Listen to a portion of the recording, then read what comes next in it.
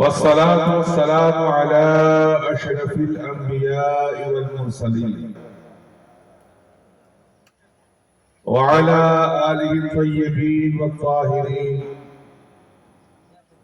وأصحابه الكريم والتابعين رضوان الله تعالى عليهم أجمعين. أما بعد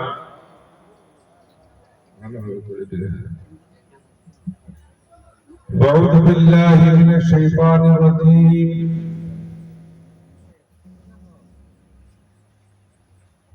ببركة بسم الله الرحمن الرحيم.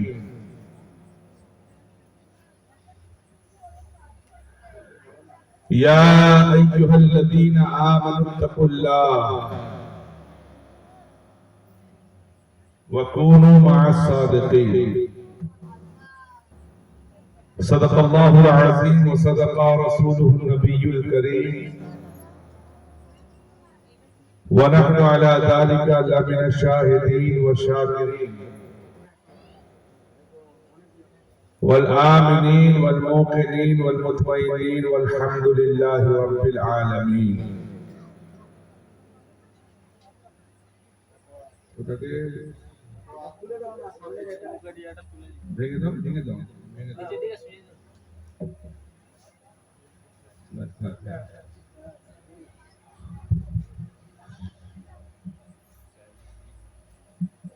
निगाहे वली में वो तासीर देखे बोलবেন না আরে বাবা এরকম রেড লাইনের মতো লাইন করেছো কেন সামনে চলে এসো সামনে এসো সামনে মেয়ে ছেলেরা তোমরা পিছনে থাকো কেন ছেলেদেরকে সামনে দাও निगाहे वली में वो तासीर देखी बदलती हजारों की तकदीर देखी আমার मौला पाक लिखছেন अर्श पर रहता है चर्चा औलिया अल्लाह का ऐ फलक है बोल बाला औलिया अल्लाह का और हो मुहद्दिस उर्दू একটু বোঝেন তো নাকি সব বম্বের হাওয়া খাওয়া যেত বম্বে তারপরে তামিলনাড়ু তারপরে হায়দ্রাবাদ অন্ধ্রপ্রদেশ তাই না দিল্লি আপনারা জানতো আরে হ্যাঁ বলবেন তো অনেকেই যায় কাজের জন্য যায় এটা লজ্জার বিষয় না এটা গর্বের বিষয় যে আমরা চুরি ডাকাতি করে না বরং কাজ করে থাকি জি এটা গর্বের বিষয় অহংকারের বিষয় সেই সুবাদে আমরা অনেকে কিন্তু হিন্দি একটু জানি আমার मौला पाक लिखছেন अर्श पर रहता है चर्चा औलिया अल्लाह का ऐ फलक है बोल बाला औलिया अल्लाह का और हो मुहद्दिस या मुफस्सिर या उसूली या फकीह हो मुहद्दिस या मुफस्सिर या उसूली या फकीह ढूंढते हैं सब वसीला औलिया अल्लाह का। अजीजाने गिरामी আমি যখন মাগরিবের কিছুক্ষণ আগে মানে আপনাদের এলাকায় এলাম স্টেজ দেখে মনে হলো যে খুব সুন্দর অতি সুন্দর আর স্টেজের পরিমাণ দেখে মনে হলো তো জায়গা দেওয়া মুশকিল কিন্তু এমন পরিস্থিতি হয়ে গিয়েছে আমার মনে হয় আগের বছর যে বছরটা চলে গিয়েছে অতিবাহিত হয়ে গিয়েছে তাতে বৃষ্টিপাত না হওয়ার পরেও এত ইচ্ছে বেশি জি আর আর মা বোনদেরকে একটা ভালো ভালো বোঝে তারা কিন্তু ঠিক শুনছে যাই হোক আমি আমার হুজুর গাউসে পাকের আমার প্রিয় মুর্শিদের কাছে কোন নিগাহে کرم ভাবে আমি বলবো তার পূর্বে আসুন একবার আকায়ে নামদার মদনী তাজদার হুজুর সৈয়দ আলম নূর মুজাসসাম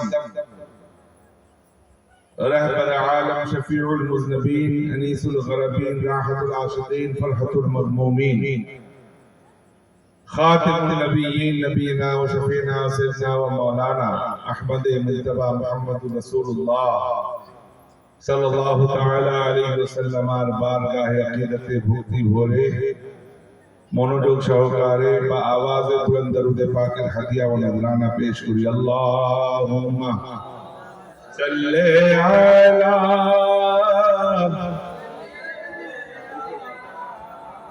একো দাও ওয়া আলা আলি সাইয়্যিদিনা আরেকটু করে আল্লাহুম্মা সাল্লি আলা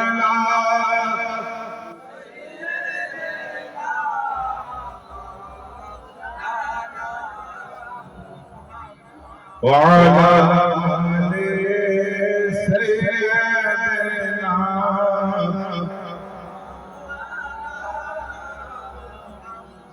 যে যে রাসূল আযব শেষ বাগদাদ ওয়ালা একটু জোরে বলবেন সুবহানাল্লাহ শুনতে ইচ্ছে হচ্ছে যদি না হয় তাহলে যদি ইচ্ছে না হয় তারও ওষুধ আছে আর যদি শুনতে ইচ্ছে হয় আলহামদুলিল্লাহ কে কে সুবহানাল্লাহ বলবেন হাত তোলেন তো দেখি আরে সুবহানাল্লাহ বলবেন তো ইনশাআল্লাহ এবং আমার সঙ্গে পড়বে অনেক প্রচুর ফেভারিট মানে বাংলাদেশ থেকে আসাম থেকে পশ্চিম বাংলার আনাচে কাছে গিয়েছে এবং মানুষ আলহামদুলিল্লাহ ওয়াসে পাকে বাজাহি কারণ তারা পছন্দ আমার সঙ্গে পড়বে যে শেষ বাগদাদ ওয়ালা শেষ বাগদাদ ওয়ালা তার কাছে যার পদকে গো তার কাছে যার পদকে গো মদিনা ওয়ালা তার কাছে যার পদকে গো মদিনা ওয়ালা যে যে রাসূল আযম শেষ বাগদাদ ওয়ালা যে যে রাসূল আর আবু সালেহ মুসা শাকি ছিলেন যারা উম্মুল খায়র ফাতেমা ছিলেন যারা আবু সালেহ মুসা শাকি ছিলেন যারা উম্মুল খায়র ফাতেমা ছিলেন যারা দুই জায়গায় ছিলেন আল্লাহ নবীর প্রেমে যারা দুই জায়গায় ছিলেন আল্লাহ নবীর প্রেমে যারা যে জন রাসূল আযম শেষ বাগদাদ ওয়ালা যে জন রাসূল আযম শেষ আর যখন ছিল বিনা নবীর ছেলেবেলা বাগদাদ পানে ছুটছে তখন একটি কাফেলা পড়বেন না যখন ছিল বিনা নবীর ছেলেবেলা বাগদাদ পানে ছুটছে তখন একটি কাফেলা জনে যা হৃদয় যারা জনে যা হৃদয় যারা যে যে बगदाद वाला जन गौस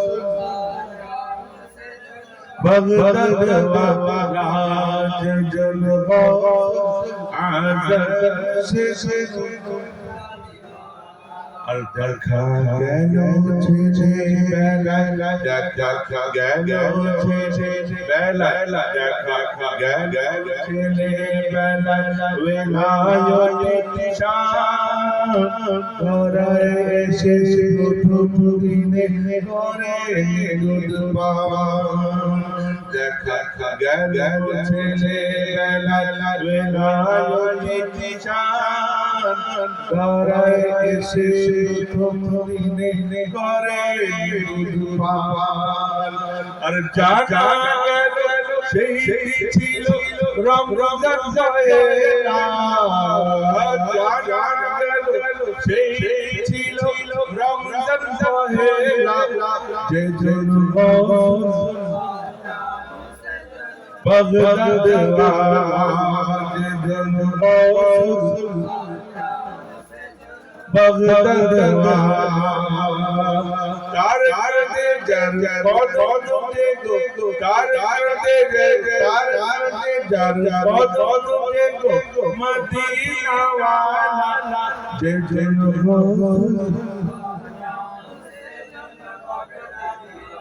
अल्लाह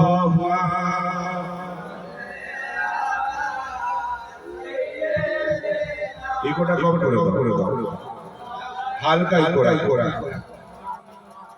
ওয়ালা আলে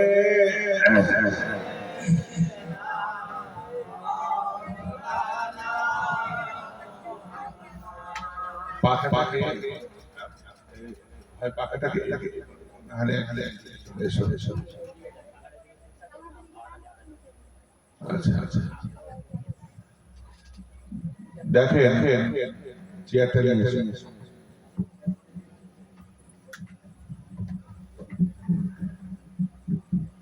कुरान पाक में इरशाद है কোনো বেদীদেরকে বলা হচ্ছে না কোনো খারিজিদেরকে বলা হচ্ছে না কোনো গায়র মুসলিমদেরকে বলা হচ্ছে না বরং বলা হচ্ছে তাদেরকে ঈমানদার তাদেরকে ঈমানদার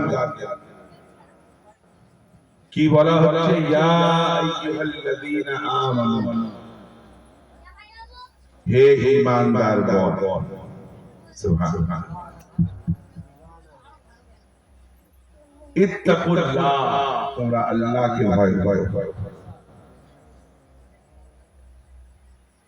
তোমরা আল্লাহকে ভয় করো দেখেন আল্লাহ তাবারক ওয়া তাআলা তিনি জানেন বা জানেন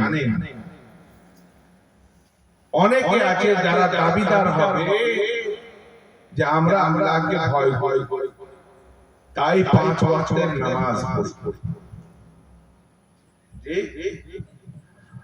আমরা আল্লাহকে ভয় করি তাই তাবলীগ আমরা আল্লাহকে ভয় করি তাই গैर মুকাল্লিদিন হয়ে ঘুরে বেড়াই আমরা আল্লাহকে ভয় করি তাই লামাযহাবী হয়ে ঘুরে বেড়াই আমরা আল্লাহকে ভয় করি তাই চিল্লা বেড়াই চিল্লা ভোজন তো মসজিদে গিয়ে যে চিল্লা এ ভাই এখন কিছু মানুষ আছে তাদের পয়সা হয়েছে নিজের কাটের টাকা খরচা করে লোককে জাহান্নাম বুঝতে পারছেন না আকলমন্দারা ইশারা আকলমন্দারা ইশারা কাফি বুদ্ধিজীবীদের জন্য ইশারাই যথেষ্ট আরবিতে বলা হয়েছে আল ইশারাতু ইবারত অর্থাৎ কথার চেয়ে বেশি ইশারাই গুরুত্বপূর্ণ এমন এমন জায়গা থাকে যেখানে কথা বললে মানুষ বুঝবে কম, ইশারা দিলে ধপ ধপ যাকে বলা সে বুঝে। তো ভাই যদি শুধু বলতো যে আল্লাহ কোরআনে পাকে মধ্যে তোমরা আল্লাহকে ভয় করো, তোমরা আমাকে ভয় ভয় ভয় ভয়, তাহলে ব্যাপারটা বোঝা যেত যে আর কিছু করার দরকার নেই। নামাজ পড়ো, রোজা রাখো, হজ করো, যাকাত দাও, নিজের পকেটের পয়সা করে মানুষকে জাহান্নামে তাবলীগে মাঝে আমাকে একজন, তখন আমি 16-17 বছর বয়স হবে, তাবলীগ করে বেড়াচ্ছি। তা আমি বললাম তোমরা যে কিসের দাওয়াত বলে ইসলামের দাওয়াত। মাদ্রাসায় পড়ি, ইলমে পড়াশোনা করি, ইসলামের দাওয়াত দিচ্ছি। তো ইসলামের দাওয়াত দিচ্ছি, ভালো কথা। তো ভাই মুসলমানকে মুসলমান এতই মুখের পাটা হয়ে থাকে, এই কাছেই ভূকৈলাস রোড রয়েছে, পুরো হিন্দু এলাকা, একদম পাহাড় হিন্দু, ওখানে শিব মন্দির আছে, আবার শিবরাত্রির মেলা হয় 6 মাস। যাও না দেখলে কেমন। তো ব্যাস তখন তাদের অবস্থা শোচনীয় হয়ে গেছে।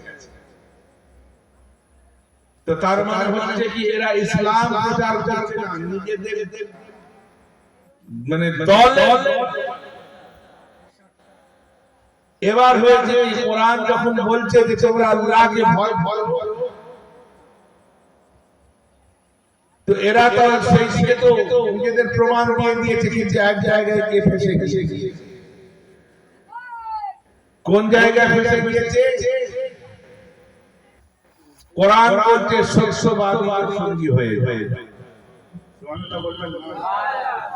সত্যবাদীদের সঙ্গী হয়ে যায়। এ পরবর্তীকার সত্যবাদী কারা? সত্যবাদী কারা? ভাই এখানে আমরা সবাই বসে আছি, আচ্ছা বলুন তো আমরা কি বলতে পারবো যে আমরা সত্যবাদী? আরে হ্যাঁ না বলবেন, বলতে পারবো? যে কোরআন বলছে যে সত্যবাদীর সঙ্গী হয়ে যাও, তো সেই কোরআনকে জিজ্ঞাসা করে সত্যবাদী কারা? কি করে বলে এনারা সত্যবাদী? তো কোরআন বলছে আলা ইন্না আউলিয়া আল্লাহি লা খাউফুন আলাইহিম ওয়া লা হুম ইয়াহজানুন। আল্লাহর ওয়ালি মানে হচ্ছে বন্ধু, আবার ওয়ালি মানে হচ্ছে গার্জিয়ান। বন্ধু কোনদিন গার্জিয়ান হতে পারে? আর গার্জিয়ান মানে হচ্ছে বাপ। বাপ কোনদিন বন্ধু হতে পারে? বাপ তার সে হচ্ছে সম্মানের জায়গার জিনিস, আর বন্ধু হলো বন্ধুর এমন একটা ব্যক্তিত্ব যাকে সব বলে। আর বন্ধু সেই হবে বন্ধু। একজন বলছে বন্ধু কাকে বলে, আরেকজন উত্তর দিচ্ছে বন্ধু তাকেই বলে যে দুঃখের সময় বন্ধুর পাশে দাঁড়ায়।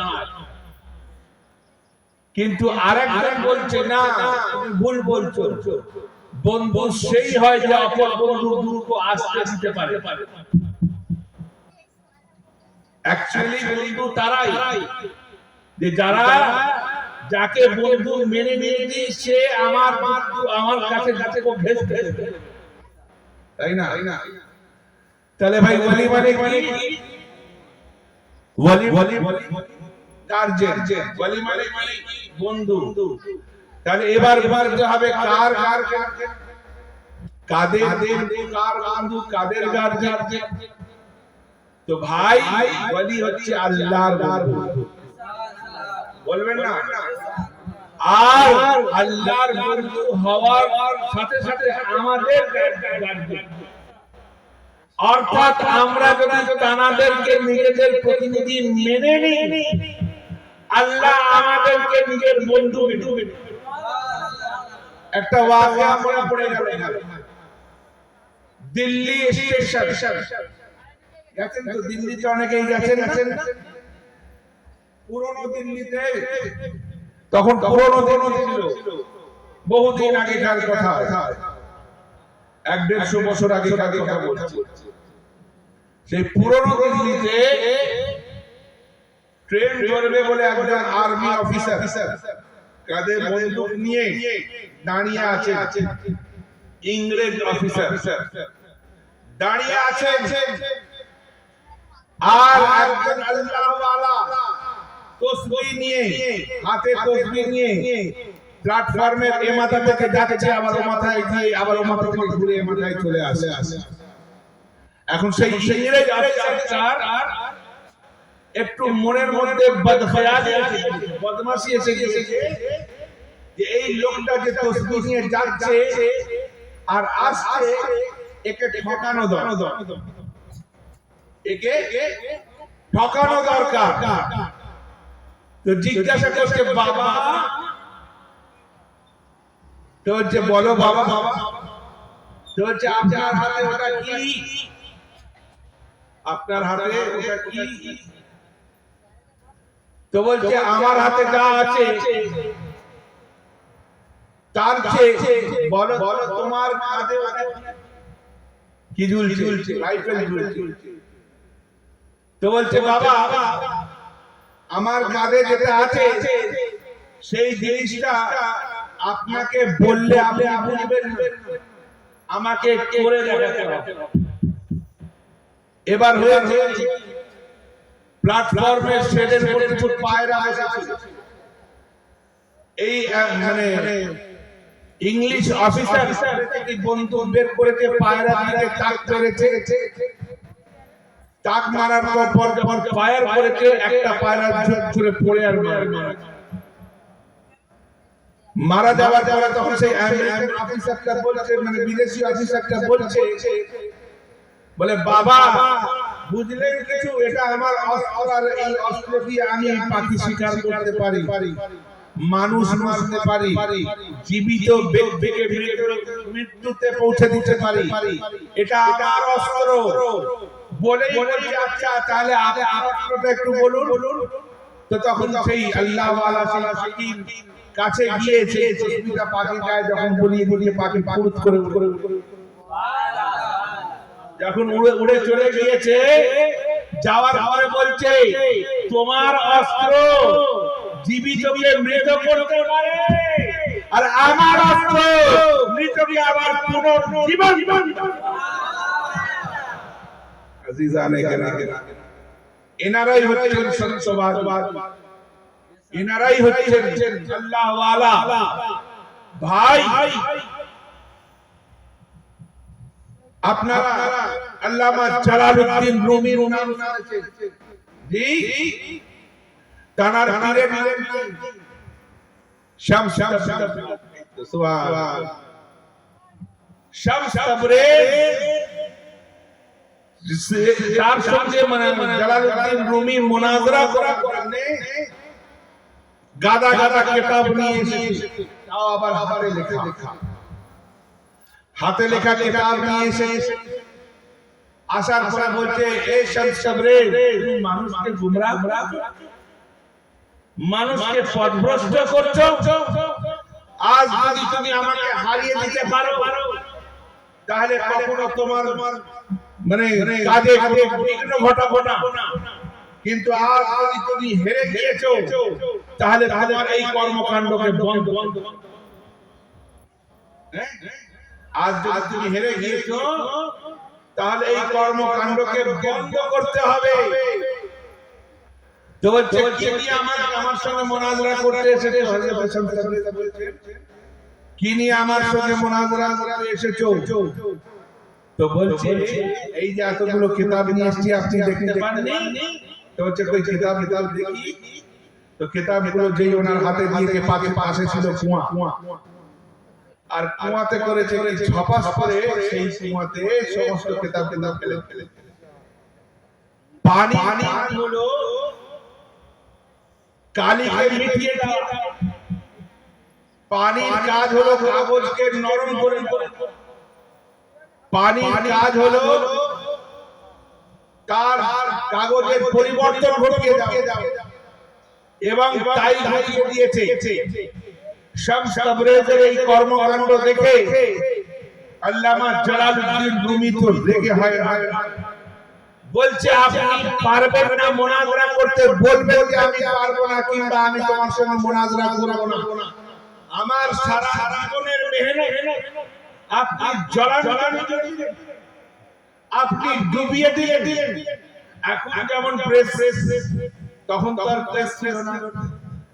এখন যেমন কোরআন শরীফ নষ্ট হয়ে গেলে নতুন কোরআন শরীফ, তখন তো পাওয়া যায়। এখন যদি হাদিসের কিতাব নষ্ট হয়ে যায় তখন মানে কিনতে পাওয়া যায়, তখন কিনতে পাওয়া যেত না। কি করতে হতো? নোট করে লিখে রাখে হতো। আপনি তো সেই ছেলেকে সবকে ডিসচার্জ করে দিলেন, শেষ করে দিলেন, মিসমার্ক করে দিলেন।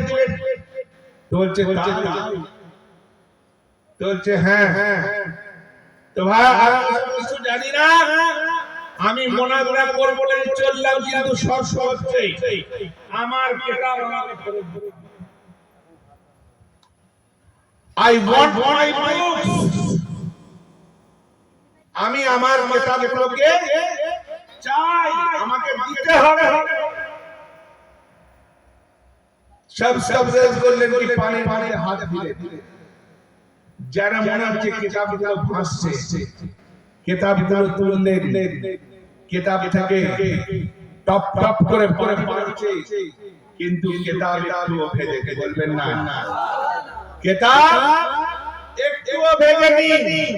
শুধু ভেজেনি না, তার লেখা তেমন রয়ে গিয়েছে।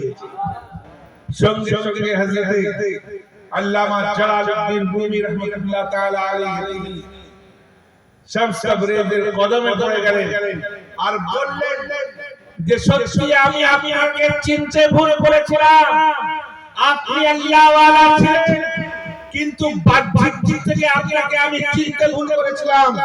আজকে আমি আপনার গোলাম হয়ে গেলাম, আপনি আমাকে আপনার মুরিদ। তিনি কি বললেন? মৌলভী হরগিজ না শুধু মৌলায়, মৌলভী হরগিজ না শুধু মৌলায়, যে শামস তাবরেজের গোলামি শামস তাবরেজের গোলামি মৌলভী মানে নিজেকে বলছে মৌলভী। মৌলভী কখনো মাওলানার গুরু হতে পারত না, কখনো মাওলানা হতে পারত না যদি শামস তাবরেজের গোলামি। ভাই এনারাই হচ্ছেন আল্লাহ ওয়ালা। হ্যাঁ, হযরত ওয়ারিস আলী শাহ রাহমাতুল্লাহ আলাইহির নাম তো আপনারা নিশ্চয়ই শুনেছেন। ভাই আউলিয়া আল্লাহকে চেনা সোজা, ওলি আল্লাহকে চেনা মুশকিল। কারণ কি? তারা আল্লাহর নামে এত দিওয়ানা হয়ে যায় যে মান তু সুদম তু মনসুদি, মান দিন সুদম তু জাসুদি, তাকাস নবো ইয়াবাদি মন্দি গরি গরি। তুমি আমি হয়ে যাই, আমি তুমি হয়ে যাও, তুমি আমার হৃদয় হয়ে যাও, আমি তোমার আত্মা হয়ে যাই। হ্যাঁ, যাতে কথা কেউ ভুল করে তুমি আলাদা আমি আলাদা। হ্যাঁ, হযরত ওয়ারিস আলী শাহ রাহমাতুল্লাহ তাআলা আলাইহি তিনি মসজিদে নামাজ পড়তে যেতেন। তো হযরত মুহাদ্দিস আযম হিন্দ রাহমাতুল্লাহ আলাইহির দাদা, কাচাউচা শরীফের নাম তো শুনেছেন নিশ্চয়ই। তার দাদা তিনি দেওয়াতে গিয়েছেন। কোথায় গিয়েছেন? আরে বলবেন তো, শুনতে ভালো লাগছে? আরে হ্যাঁ না বলবেন, ভালো লাগছে তো? এগুলো শিখে রাখবেন, ওয়াহাবিদেরকে আইস খাওয়াতে মজা লাগে। বলবেন হুজুর আইসক্রিম, আরে আইসক্রিম মানে কি এমন আইসক্রিম খাবেন যাতে তাদের জ্বর সর্দি কলেরা ডায়রিয়া সব এমন আইসক্রিম খাবে যেন তারা সোজা জাহান্নাম যাচ্ছেন না।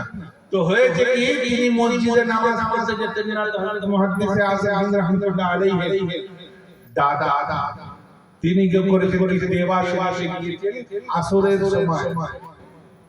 আসরের সময় গিয়ে পৌঁছেছেন। মাগরিবের আসরের নামাজ পড়েছেন, মাগরিবের নামাজ পড়াবে। হযরত ওয়ারিস আলী শাহ রাহমাতুল্লাহ আলাইহি খবর পেয়েছে। দেখেন ভাইরা ওলি কি শনাসা, ওলি আল্লাহরা ওলি আল্লাহদের কাছে, ওলি আল্লাহরা চোরকে চেনে, চোরকে চেনে, ডাকাতকে চেনে, আর আল্লাহর ওলিরা আল্লাহর ওলিদেরকে চেনে। বুঝতে পারছেন না? তো ভাই এবার হয়েছে কি,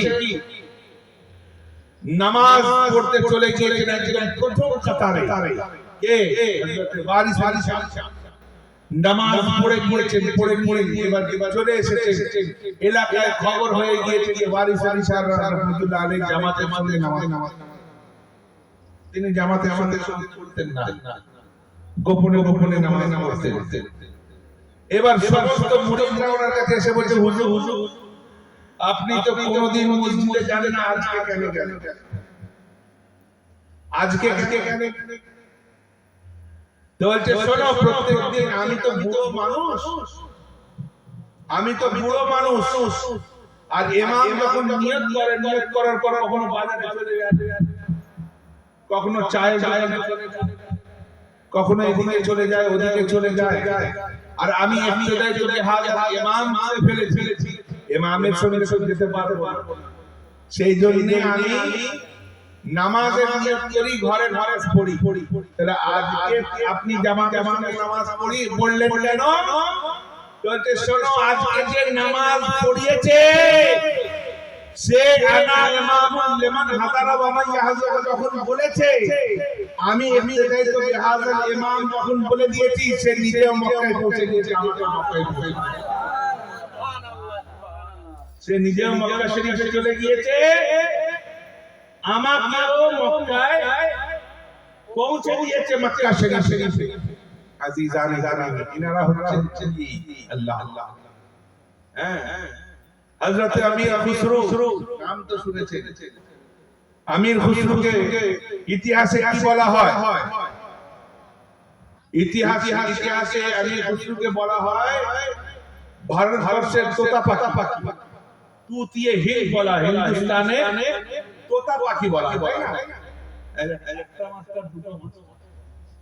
হ্যাঁ, বুঝতে পারছেন না? মানে ভুল হলে আরে বাপ রে বাপ। হ্যাঁ, মাস্টার মশাইরা না আরবি বা হাদিসে পাকের ব্যাপারে বলছি না আমি, কেন ভুল হলেই কিন্তু ধরে ফেলে। হ্যাঁ, তো ভাই তুতিয়ে হিন্দ বলা হয়, হিন্দুস্তানের তোতা পাখি। তানার নাম কি? হযরত নিজামউদ্দিন আউলিয়া, মাহবুবে ইলাহি। তো ভাই হযরত নিজামউদ্দিন আউলিয়া মাহবুবে ইলাহি দুটো তিনটে ওয়াকিয়া। একটা ওয়াকিয়া বলে শুনলে আপনি আশ্চর্য হয়ে যাবেন। হঠাৎ হযরত মাহবুবে ইলাহির পেটে যন্ত্রণা শুরু হয়ে গেল। এমন যন্ত্রণা যে কোনো ভাবেই সেই যন্ত্রণা কমানো যাবে না। ওনার এক খাদেম বললেন যে হুজুর, এই কিছু দূরে এক সাধু রয়েছে, হিন্দু সাধু, সে যাকে যা ফুক দেয় তার ভালো হয়ে, যাকে যা ফুক দেয় সেটা ভালো হয়ে যায়। তো ডাক প্রথমে বললেন যে না, সে মুসলমান ঈমানদার আল্লাহর বন্ধু, আমি তার কিন্তু যন্ত্রণা এত বেড়ে গেল, তিনি আর থাকতে না পেরে বললেন যে যাও দেখে আসলো, আর সে খুব দিল, যন্ত্রণা কমে। একটা হিন্দুর বুকে এক আল্লাহর ওলির যন্ত্রণা কমে গেল, এটা কেমন কথা না? তো হযরত নিজামউদ্দিন আউলিয়া মাহবুবে ইলাহি তাকে জিজ্ঞাসা করলেন যে ভাই তোমরা তো বেদী, কিন্তু তোমার বুকে আমার পেটের যন্ত্রণা কমে গেল, তুমি এমন কি করো যে তোমার জবানে আল্লাহ এত তাসির, তোমার জবানে আল্লাহ এত বরকত দিয়েছে? তাহলে শুনেন, আমি আমার মনে উল্টো কাজ করি। শীতের সময় আমার মন চায় মোটা কম্বল গায়ে দিতে, আমি গায়ে কম্বল দিই। গরমের সময় মন চায় দিল্লি যেমন ঠান্ডা তেমন গরমের সময় মন চায় যে একটু বেশি ঠান্ডা জল ব্যবহার করি, কিন্তু আমি ফুটন্ত জল ব্যবহার করি। মানে আমি আমার নফসের বিপরীতে কাজ করি। তারপরে হযরত নিজামউদ্দিন আউলিয়া মাহবুবে ইলাহি সেই হিন্দু সাধুর কানে কাছে একটা বলার সঙ্গে সঙ্গে সেই সাধুটা মুসলমান হয়ে গেল। সবাই একটা পাঁচ সাধু, একদম টিকিধারী, জটাধারী, এই কইতে এই রুদ্রাক্ষ, এই বাবা চোবা সব পড়ে রয়েছে। সেখানে একটা কি বললো হযরত নিজামউদ্দিন আউলিয়া, বলার সঙ্গে সঙ্গে সে মুসলমান হয়ে গেল। মুসলমান হওয়ার পর বলছে যে হুজুর যখন মুসলমান হয়ে গিয়ে আমাকে দীক্ষা দিতে হবে। তো উনি দীক্ষা দিলেন, নামাজের তালিম করে দিলেন, বললেন যাও তুমি চলে গেল। হযরত নিজামউদ্দিন আউলিয়াকে এবার সবাই চেপে ধরে, আচ্ছা ভাই আমি যদি মাস্টারের কাছে কিছু বলি, মাস্টার বলবে ঠিক আছে, তখনই যদি সেই কাজটা করে ফেলে, তাহলে মাস্টারকে না ধরে বলবে হুজুর মাস্টার বলেছেন বলতে হবে। কি বলেছেন বলতেই হবে, না বললে শোনা হবে না। তো বলছে থাক না, বাদ দাও, ছেড়ে দাও। তো যে না আমরা শুনবো। তো বলে আমি জিজ্ঞাসা করলাম তুমি তোমার বুকে কাজ হয় কি করে? বলে আমি আমার নফসের বিপরীতে, নফস যেটা পছন্দ করে না আমি সেই কাজটা করি। নফস যেটা করে না আমি সেটা করি। নফস যেটা পছন্দ করে না আমি সেটা করি। তখন আমি ওকে বললাম তুমি ইসলামকে পছন্দ করো? তো বলে না আমি ইসলামকে পছন্দ করি না। বলে তাহলে ইসলাম পছন্দ করি না? তুমি তো বলেছো আমি যেটাকে পছন্দ করি না সেটা করি। তুমি ইসলাম পছন্দ করো না তাই কবুল করে সঙ্গে সঙ্গে সে মুসলমান হয়ে গেছে। তো ভাই নিগাহে वली में वो तासीर देखी, बदलती हजारों तकदीर देखी। हजरत अमीर खुसरो তিনি করেছেন কি বাদশার দরবারের কবি ছিলেন, মহাকবি। হ্যাঁ, বাদশার দরবারে কাব্য পাঠ করে অনেক উপঢৌকন পেয়েছে, অনেক উপঢৌকন যখন পেয়েছে তিনি করেছেন কি সেই সমস্ত হীরে জওহরাত, সেই সমস্ত মণি মাণিক্য, সেই সমস্ত গলার হার, সেই সমস্ত আংটি, সেই সমস্ত সোনা দানা মুদ্রা সমস্ত কিছু নিয়ে এসে নিজের পীরের কদমে। আমাদের মধ্যে এখন কি হয় জানেন? আমরা চিন্তা করি যে হুজুরকে ক টাকা নজরা, আর হযরত আমির চিন্তা করেছে যে সব ওনার কদমে দিয়ে। এবার দিয়ে তো দিয়েছেন, কিন্তু হযরত নিজামউদ্দিন আউলিয়া মাহবুবে ইলাহি বললেন যে বাবু আমি গ্রহণ করে নিয়েছি, কিন্তু তুমি তোমার জিনিস ফিরিয়ে নিয়ে চলে যাও, আমার দরকার। আমি এনে কি করব? আমি তো রইলাম দরবেশ, আমি তো আছি ফকির, আমি তো আল্লাহর প্রেমে মগ্ন হয়ে থাকি, এসব কিছুর আমার দরকার নেই। তো হযরত আমির বললেন কি সেগুলোকে আমার ঝোলার বললেন, হাঁটতে শুনতে অনেকটা যখন চলে গিয়েছেন, এবার একজন লোক এসেছে, আসার পরে বলছে যে হুজুর নিজামউদ্দিন আউলিয়া মাহবুবে ইলাহি আমার মেয়ের বিয়ে আছে, সেই বিয়েতে আপনাকে কিন্তু কিছু সহযোগিতা করতে হবে। হ্যাঁ, যদি সত্যিকারের আল্লাহ ওয়ালা হয়ে থাকে তাহলে সে কি করবে? সহযোগিতা করবে না? আর তার কাছে যদি থাকে তো করবে, অবশ্যই করবে। এবার হয়েছে হযরত নিজামুদ্দিন আউলিয়া মাহবুব ইলাহি বলে আরে কে আসতে আমির খসরু অনেক সম্পত্তি নিয়ে এসেছিল, আমি তো তাকে ফিরিয়ে দিয়েছি, আর তখন হয়তো বাড়ির কাছে পৌঁছে গেছে। এবার বাড়ির কাছে পৌঁছে গিয়েছে, আমার কাছে তো আমার জুতো জোড়া কিছু নেই, গায়ে জামা থাকে সে ছেঁড়া বাজারে বিক্রি করে। এই জুতো জোড়া আছে, এই জুতো জোড়া নিয়ে যাও, নিশ্চয়ই ভালো হ্যাঁ জুতো জোড়া নিয়ে যাও, ভালো কিছু হবে। ভাই সত্যি বলি আল্লাহর জুতো আল্লাহ তাসির। আমি দেখেছি আপনারা আমার বাড়িতে অনেকে দেখেছেন কিনা জানি না, আমাদের মাস্টার দেখেছে, এখানে অনেকে আছে তারা আমাদের দেখেছে। আমার বড়াব্বা হুজুর পাকে জুতো মোবারক, আমার দাদা হুজুর পাকে মোবারক হয়েছে। কি জন্য জানেন? সেই জুতো দিয়ে আগে জুতো তদবির করার প্রয়োজন হতো না। ওই জুতো দিয়ে যদি এক ধাপ কোন জিনের রুগীর গায়ে পড়তো তো জিন অটোমেটিক। আরো আমার কাছে কি আছে শুনবেন? মাওলা পাকের ব্যবহার করার লোটা রয়েছে, সুবহানাল্লাহ। এই বাবু মাওলা পাকের ব্যবহার করার চিরুনি রয়েছে। হ্যাঁ, আমার বড়াব্বা হুজুর পাকের তাসবিহ রয়েছে। হ্যাঁ, এবার একটা কেতলি রয়েছে, কেতলি, যে কেতলিতে 5 থেকে 6 কাপ চা ধরে, সেই 5-6 কাপ চা ধরা কেতলি চা 63 খেয়েছে, বলবেন না সুবহানাল্লাহ। এক কেতলি চা যাতে 5 কাপ বা 6 কাপ চা ধরে, টেনে 10 জনকে খাওয়ানো যাবে, তাই না? কিন্তু 63 জনকে যাবে, আর হ্যাঁ না বলবেন, আবার কাপ ভরে যাবে, কিন্তু যাবে যদি বলি আল্লাহর নিগাহে কারম।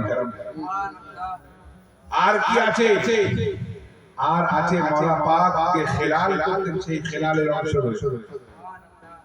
ইমাম পাকের নিশান পাকের যে চাঁদ তারা ঝান্ডা মাওলা পাক লাগাতেন, তখন এই টিনের পাওয়া যায়, তখন কাঁসা বা পিতলের পাওয়া যেত, সেটাও শুধু তাই নয়, আমার বড়াব্বা হুজুর পাক মানে শেরওয়ানি পরেছেন, সেটাও আছে। শুধু তাই নয়, ইমাম হোসেন আলাইহিস সালামের রওজা শরীফের মাটি মোবারক আছে, হযরত আলী শেরে খুদা রওজা শরীফের মাটি মোবারক আছে, হুজুর গাউসে পাকের লঙ্গর শরীফের চাল মোবারক আছে, হুজুর গাউসে পাকের লঙ্গর শরীফের নুন মোবারক আছে, হুজুর গাউসে পাকের রওজা শরীফের আতর মোবারক আছে, হুজুর গাউসে পাকের রওজা শরীফের লোবান মোবারক, বুনো মোবারক আছে, রাসূল পাকের জুব্বা শরীফে গিলাফের মধ্যে থাকে, সেই গিলাফের টুকরো মোবারক আছে। শুধু তাই নয়, বাদশা হারুন আর রশিদের যুগের কয়েন রয়েছে। শুধু তাই নয়, আরো অনেক বারকাত রয়েছে, রাসূল পাকের কদম পাকে ছোঁয়ানো আতর রয়েছে। এগুলো কিন্তু আমি সবাইকে দেখাই। আমি বললাম কেন যে নিসবত সে শায় মুমতাজ হুয়া করতি है, আমাদের স্পর্শ এই অধমকে একটা মাকাম প্রদান করে দিয়েছে। আমি যে জায়গায় যাচ্ছি, হযরত নিজামুদ্দিন আউলিয়া মাহবুব ইলাহি নিজের জুতো জোড়া দিয়ে দিলেন। এবার হলো কি সেই লোকে লজ্জা লাগতে লাগলো যে জুতো হাতে নিয়ে যাব, জামার মধ্যে নিয়ে দৌড়ে ছুটে বাড়ি যাবে, যাতে অন্য ব্যবস্থা করা যেতে পারে। ছুটে যাচ্ছে, হঠাৎ আমির খসরুর সঙ্গে রাস্তার মাঝখানে দেখা হয়ে গিয়েছে। আমির খসরু উল্টো ছুটে আসছে, আর তার দিকে ছুটে যাচ্ছে, নিজের ঘরে ছুটে যাচ্ছে। মাঝখানে দেখা হয়েছে, দেখা হওয়ার পরে হযরত আমির খসরু বলছে, এ বাবা, এ আমার ভাই, এ আমার নিজের কাছের লোক, শুনে নাও, তোমার কাছে নিশ্চয়ই আমার পীরের কোনো জিনিস লুকানো আছে, কিছু জিনিস লুকানো আছে, কি করে তুমি বুঝলে? বলে তোমার গা থেকে আমার পীরের খুশবু, তোমার গা থেকে তোমার গা থেকে আমি আমার পীরের খুশবু পাচ্ছি। তো বলছে হ্যাঁ ভাই, গিয়েছিলাম তো বড় আশা করে যে ওলিয়াল্লাহর দরবার অনেক উপঢৌকন এসে থাকে, অনেক মাল মাতা এসে থাকে, অনেক ধন সম্পত্তি এসে থাকে, তার মধ্যে থেকে হয়তো কিছু আমাকে দেওয়া হবে। কিন্তু আমি শুনলাম যে তুমি সব সময় চলে এসেছো, তো ভাই এই জুতো জোড়া পরেছি, এই নিয়ে বাজারে আর ক টাকা আমাকে দেবে? হযরত আমির খুশরু বললেন আচ্ছা তোমার ক টাকা প্রয়োজন? তো বলছে যা যা খুশি হও। তো বলছে 1 কলি স্বর্ণ মুদ্রা দিলে তুমি খুশি হবে? ইনি তো চোখ বড় বড় হয়ে 1 কলি স্বর্ণ মুদ্রা বলছে ও কম হয়ে গিয়েছে, আর এক কম হয়ে গিয়েছে, আরেক কলি না আরেক এটাও কম হয়ে গিয়েছে। আচ্ছা আমার কাছে যা আছে সব নিয়ে নাও, জুতো জুতো আমাকে সব নিয়ে নাও, জুতো দুটো আমাকে দিয়ে দাও। এবার একটু চিন্তা করলো, যা চেয়েছিলাম আমার সাতটা মেয়ে, একটা মেয়ে হয়তো বা সাতটা মেয়ে নাও থাকতে পারে, মানে আমি একটা বলছি আর কি, এত সম্পত্তি পেয়ে গিয়েছে, সাতটা বিয়ে বসানো যাবে। বাড়িতে চলে গিয়েছে, ইনি করেছেন কি হযরত আমির খুশরু জুতোটা মাথায় নিয়েছে, নেওয়ার পরে ছুটতে ছুটতে এসে বলছে হুজুর আমি আপনার জুতো জোড়া কিনে নিয়ে আপনার কদমে ফিরিয়ে দিতে এসেছি। জুতো জোড়া কিনে নিয়ে আপনার কদমে, কোথা থেকে কিনলে? বাজার থেকে কিনলে, বাজারে বিক্রি দিয়েছিল, ইনি জেনেও অনেক সময় হয় না জেনেও জানি না, আমরা অনেক কিছু জেনেও জানি, হ্যাঁ তো জেনেও জানি না বাজারে বিক্রি হয়ে গিয়েছিল। বাজার থেকে বলে না হুজুর যাকে দিয়েছিলেন তার কাছ থেকেই কিনে এনেছি। বলে কত টাকায় কিনলে? বলে হুজুর আমার যা সম্পত্তি ছিল সব দিয়েছি, আমার সম্পত্তি সব জোড়া জোড়া কিনে নিয়ে এসেছি। তো তখন হযরত নিজামউদ্দিন আউলিয়া মাহবুব ইলাহি দাঁড়িয়ে জোশে আর হযরত আমির খুশরুর হাতকে ধরে নিয়েছেন, ধরে নিয়ে বলছেন পরবর্তীকার সাক্ষী থাকো, আর তোমার কাছে আমি ওয়াদা করছি কাল কিয়ামতে তুমি যদি আমাকে জিজ্ঞাসা করো যে নিজামউদ্দিন আমি তো তোমাকে দুনিয়ায় নামাজের তোহফা দিয়ে পাঠিয়েছিলাম, রোজার তোহফা দিয়ে পাঠিয়েছিলাম, নেকির তোহফা দিয়ে পাঠিয়েছিলাম, নিজামউদ্দিন তুমি আমার জন্য কোন এমন তোহফা নিয়ে এসেছো? তো তখন বলছে পরবর্তীকার আমি কোন তোহফা দেখাবো না, আমি আমার খুশরুকে তোমার কাছে পেশ করব।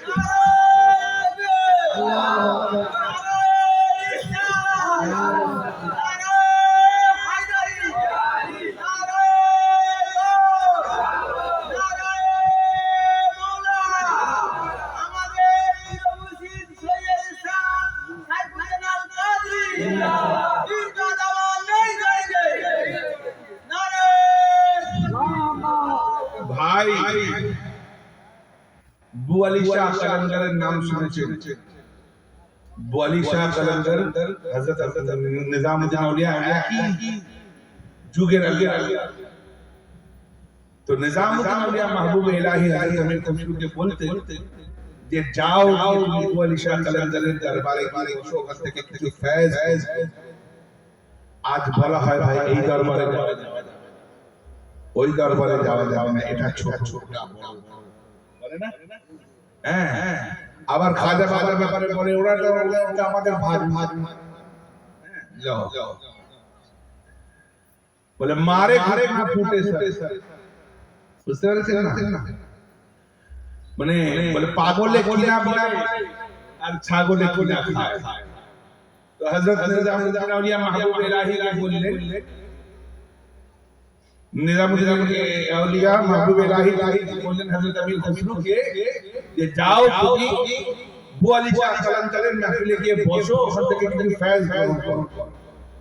এবার বুয়ালি শাহ কালাঙ্গার হযরত আমির খুশরুকে দেখে বলছে আমির খুশরু তুমি এমন পীরের মুরিদ যে তোমার পীরকে তো আমি আল্লাহর দরবারে দেখতে পেলাম, কত বড় কথা। হযরত নিজামুদ্দিন আউলিয়া মাহবুব ইলাহি के ব্যাপারে বলছে যে তোমার পীরকে তো আমি আল্লাহর দরবারে দেখতে পেলাম না। তো হযরত আমির খুশরুর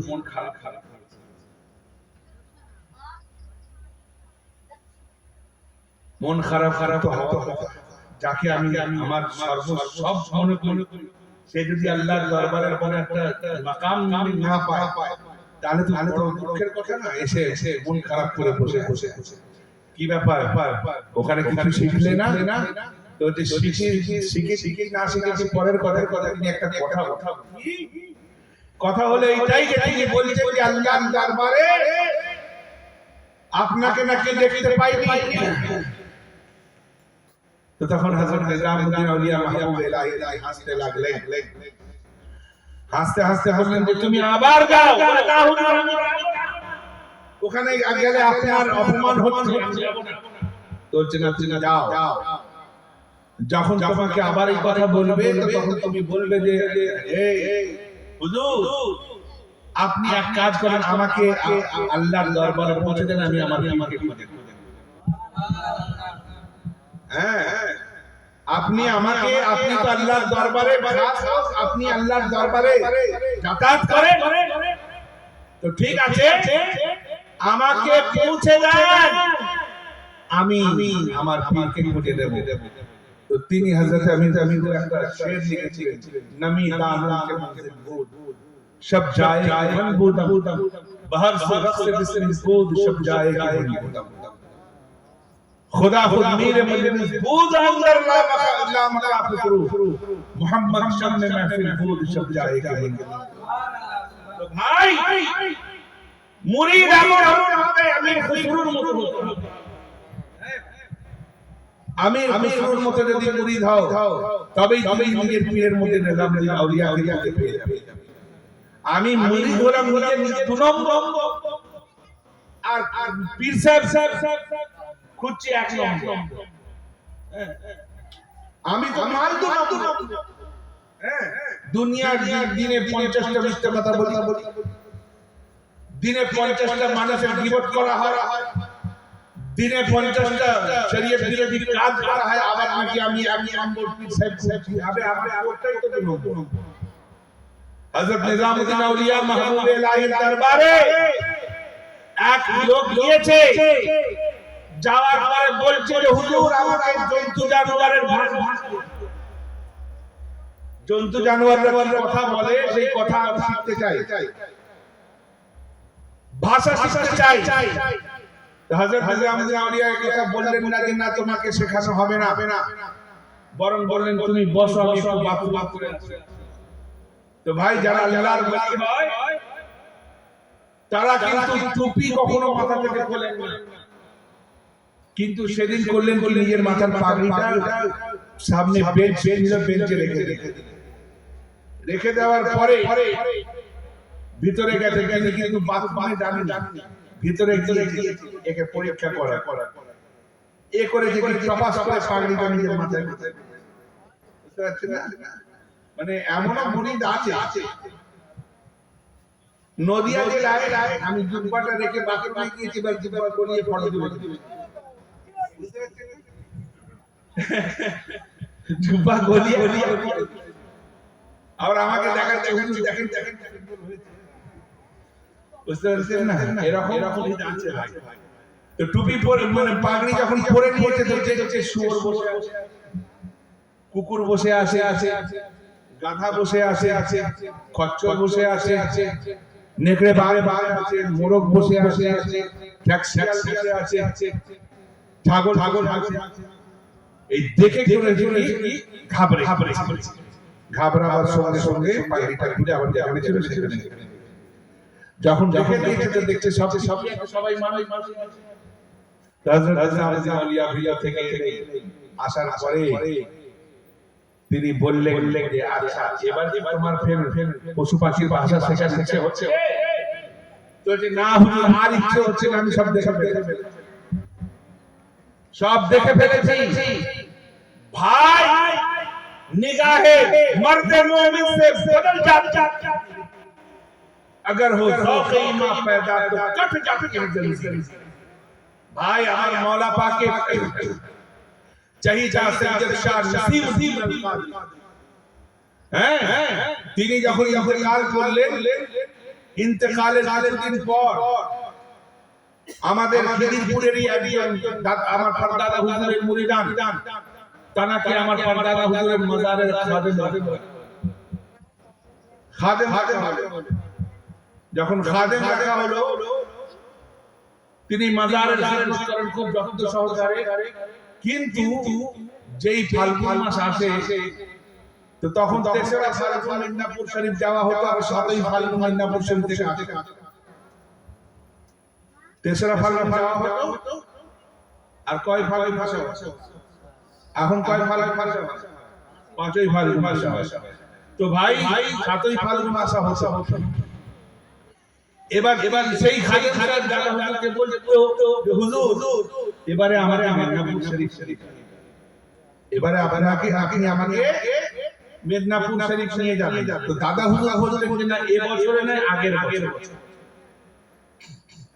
মন খারাপ, 1 বছর চলে গেল। দ্বিতীয় বছর ফের বললেন যে হুজুর আমাকে মেদিনীপুর শরীফ নিয়ে যাবেন। দ্বিতীয় বছর দাদা হুজুর বললেন যে এই বছর নয়, আগের। আচ্ছা, তৃতীয় বছর এসেছে, তৃতীয় বছরে বলছে যে না, এই বছর আগের। এবার উনি মনে মনে ইরাদা করে নিয়েছেন যে যা পারে হয় আমি মেদিনীপুর শরীফ যাব। বলে চৌঠা ফাল্গুনের দিন ব্যাগটা গুছিয়ে নিয়ে আমার দাদিমাকে কদম করতে গিয়েছে। দাদিমা বলছে বাবা কোথায় যাচ্ছ? বলছে আম্মা আমি মেদিনীপুর শরীফ যাচ্ছি। তো বলছে তোমার পীর তোমাকে যেতে অনুমতি দিয়েছে? তো বলছে অনুমতি চাইলে তো বলে এই বছর না, আগে। সেই জন্য আমি বিনা অনুমতিতেই চলে যাচ্ছি, আমার মওলা পাকের দরবার দেখা হবে না। তো তখন আমার দাদিমা বললেন যে শোনো তুমি এই বছরটা তুমি রয়ে যাও, আমি তোমাকে কথা দিচ্ছি আগের যদি তোমাকে না নিয়ে যায় তাহলে খলিফা সাহেবের সঙ্গে আমার ঝগড়া হবে। আমার দাদিমা আমার দাদা হুজুরকে খলিফা সাহেব, আর আমার দাদা হুজুর আমার দাদিমাকে বেগম সাহেব, হ্যাঁ, ঝগড়া হয়ে যাবে। তোমাকে কি করতে বলেছে? বলেছে আমাকে মাজারের খিদমত করতে বলছে, তাহলে মাজারে চলে। এবার ওনার হয়ে গিয়েছে রাত, এবার মাজার পাকে চলে গিয়ে 4 তারিখে গেছে, 4 তারিখে আসি, 5 তারিখে আসি, 6 তারিখে আসি, 7 তারিখে দাদা এসেছেন। আসার পরে বলছে হ্যাঁ গো খাদেম কোথায়? তো বলছে আপনি নিয়ে জানিনি বলে করে মাজার থেকে আসছে না, আর বাড়িতে কোনো বেটা ছেলে নেই বলে আমি খাবার কি হয়েছে আল্লাহ জানে, খাচ্ছে কি না খাচ্ছে, আর না বাড়ি ওই কাছে ছিল, খাচ্ছে কি না খাচ্ছে আল্লাহ জানে। তো বলছে যাও দেখে নিয়ে এসো। এবার দেখে নিয়ে আসার সঙ্গে সঙ্গে তিনি এসে আমার দাদা হুজুরের পা জড়িয়ে ধরে বলছে আমি হুজুর, আমি আর নদীর মেদিনীপুর শরীফ যাব না, আমার আর মেদিনীপুর শরীফ যাওয়ার দরকার নেই, মেদিনীপুর এলাকায়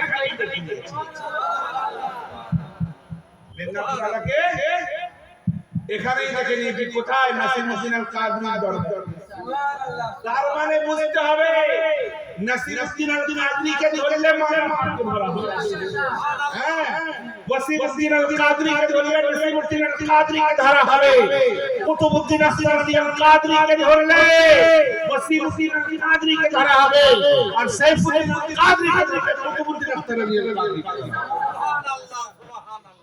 আজিজানে গ্রাম সেই লোক বললে হুজুর আম্মা জান আমি আর বাড়িতে আর আমাকে একটা বালিশের ব্যবস্থা করে দেন, একটা কাঁথার ব্যবস্থা করে দেন, আমি ওখানেই আর যদি বেরোই যেন আমার লাশ আমি এমনি বেরোবো। এবার ওখানেই থাকতে লাগলেন 1-2 বছর এইভাবেই কেটে গেল। কেটে যাওয়ার পর উনি আর মেদিনীপুর শরীফ যাওয়ার কথা বলেন কেটে গিয়েছে। ওনার খুব জ্বর হয়েছে, জ্বর হওয়ার পরে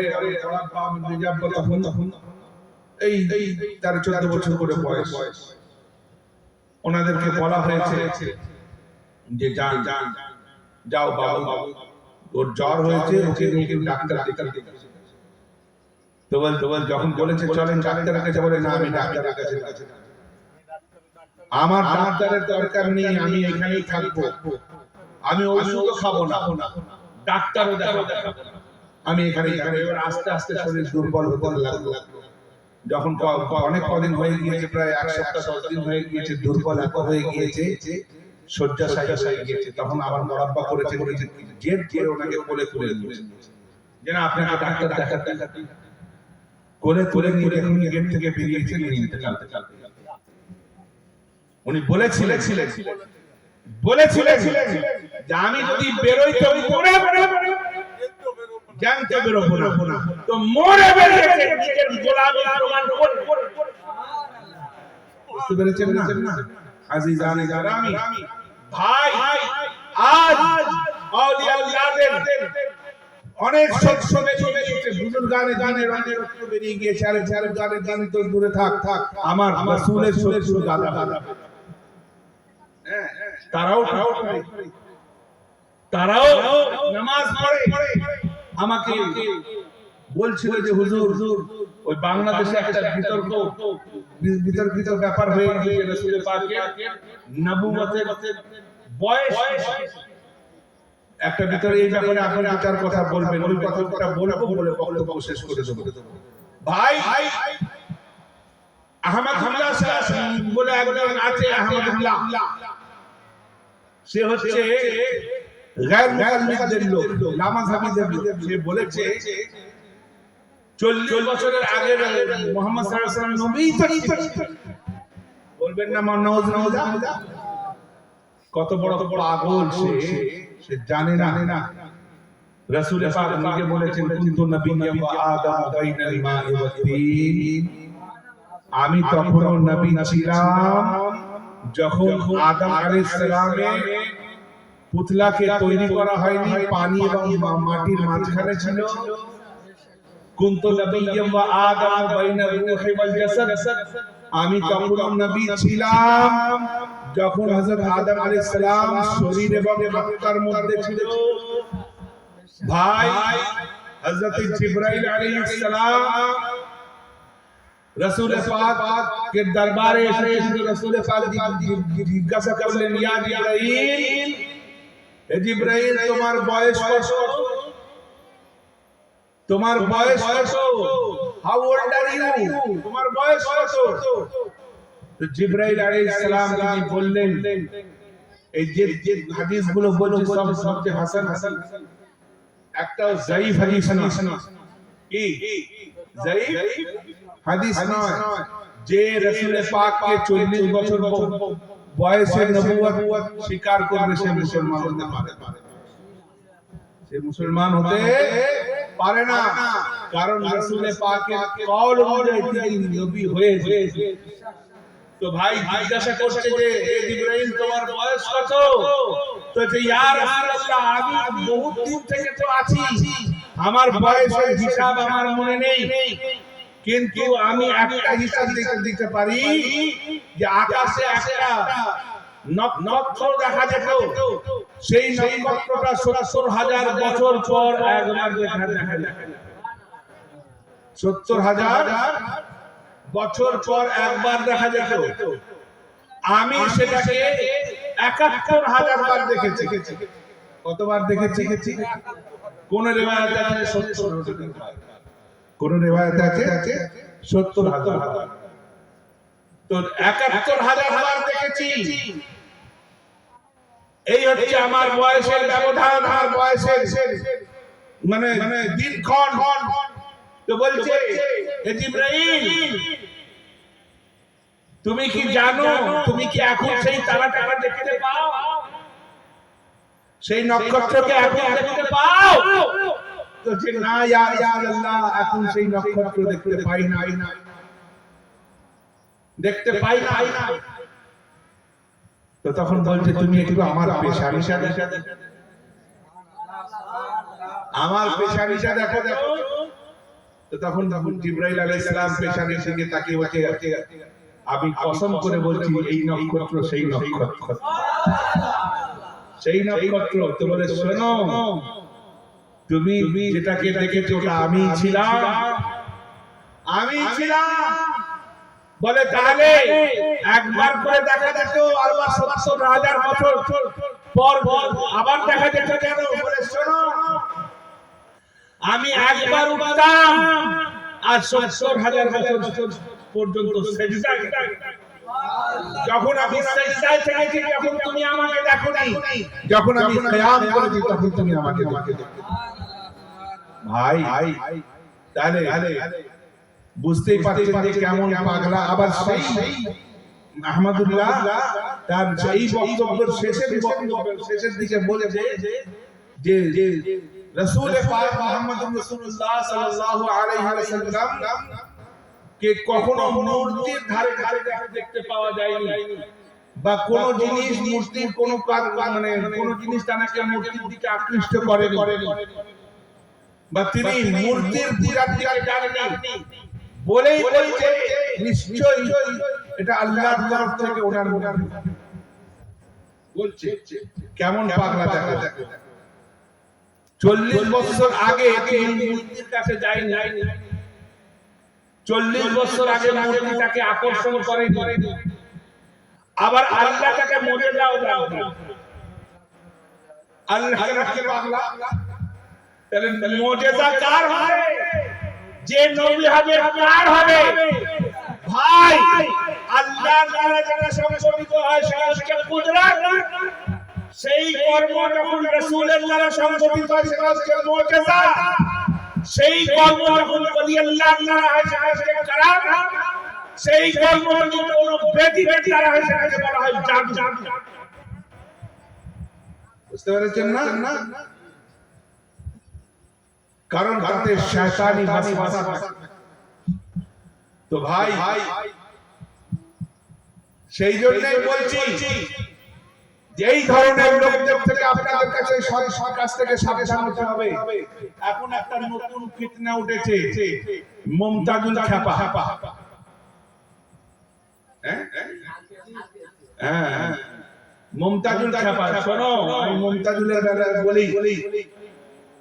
ঈদের দুদিন পরে আপনারা নিশ্চয়ই জানেন শামস শরীফের যে মোল্লা পাড়া হয়েছে, মানে ওদের পাড়া, তাবলীগদের পাড়া, ওরা মুমতাজুলকে দাওয়াত করেছিল ঈদের দিন পরে জলসায়।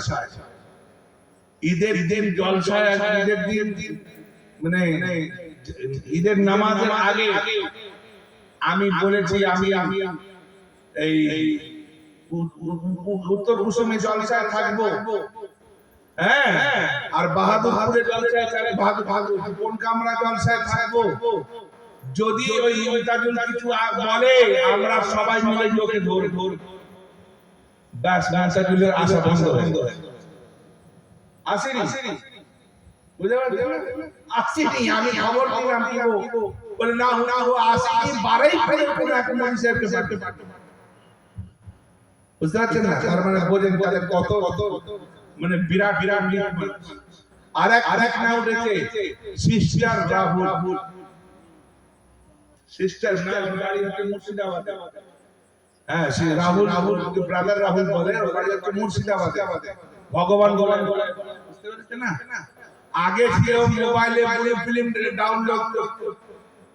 হ্যাঁ, এখন ওদের শেখ হয়েছে চাকা বলছে কুলো মুসলিম কুলো খারুন হারাম।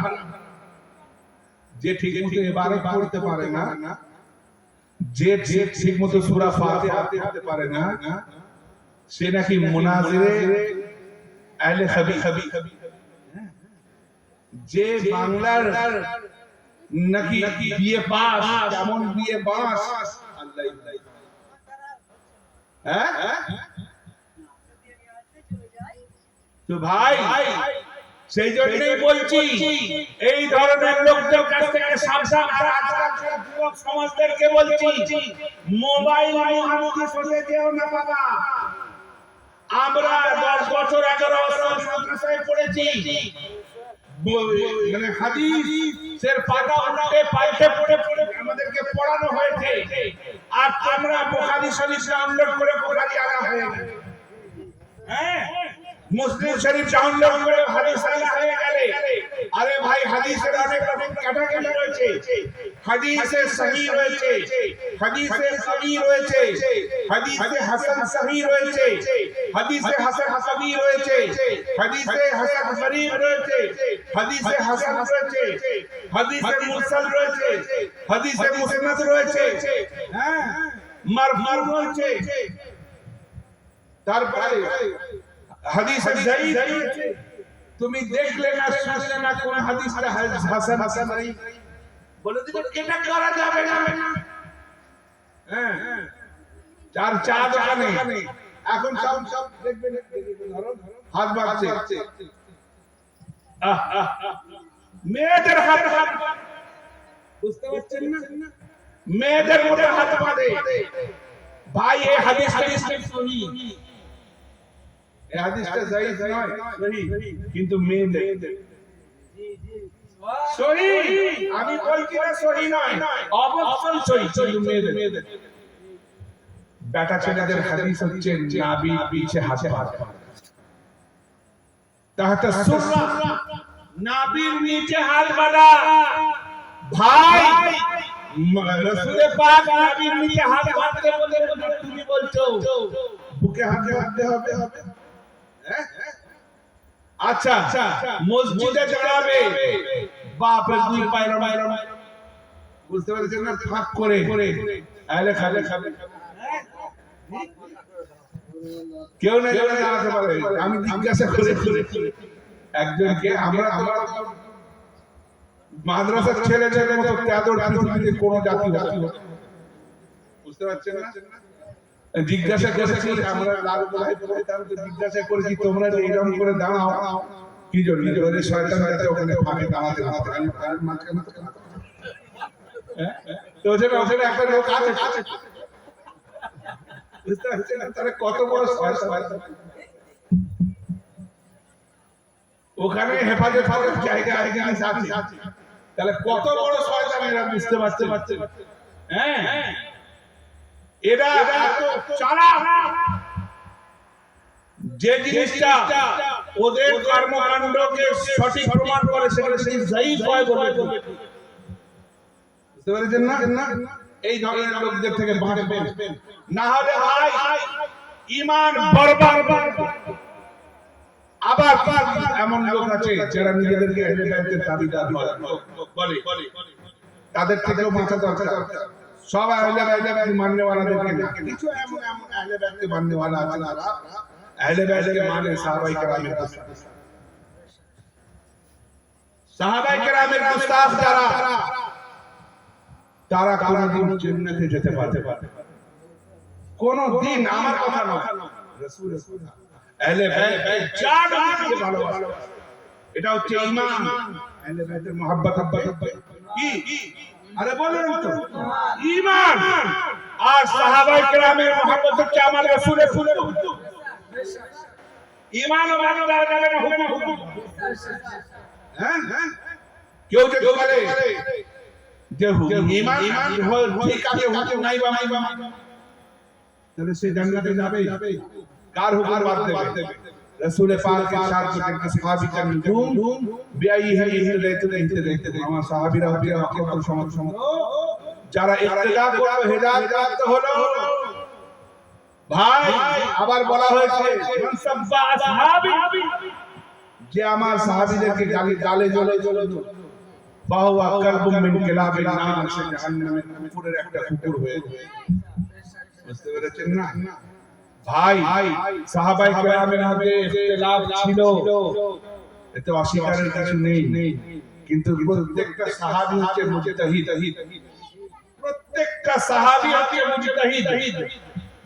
আর মুজতাহিদের মাসআলা হচ্ছে যদি তিনি কোন সহিহ মাসআলা বয়ান করেন তাহলে তিনি দুই নেকি পাবে, অনেকই পাবে, দুই নেকি, ডবল নেকি পাবে।